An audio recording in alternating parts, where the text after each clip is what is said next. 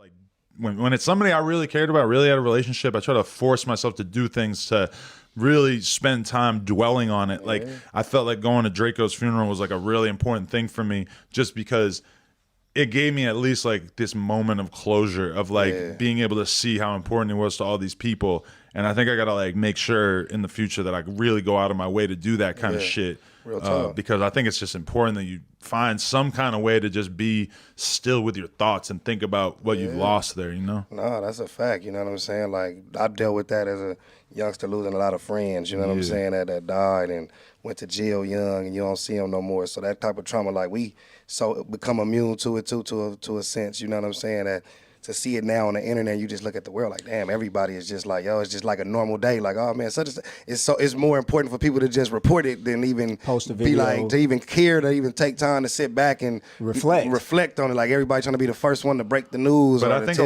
lot of people from the hood don't even realize how fucking traumatized they are by the shit that they've been through, because in a lot of like upper class white type areas and shit, that if there was a student who fucking killed another student, they would be like having like mandatory therapy sessions for all the kids in school, and or like if a girl commits suicide, it's like this big fucking nuclear event that they have to do all this shit to try to make sure that the kids are okay and stuff. And then I'm assuming in Compton, it's kind of just back to business the next day, right? It's like a lot of black people and people from the hood just, I think that like the benefit of therapy in particular is like to try to gain some understanding of like what all that shit has done to your brain. You know, our mental is to the point of like, not to cut you off, our like mental is to the point in of the military like, or some shit, you know? I was just about to say the same thing. We really, as the type of lifestyle that a lot of the people in those neighborhoods go through, they pretty much have come to the realization that every day they got a chance they could die. Or every day they got a chance they can go get 25 to life. You know? Like every day though, like they wake up and go outside.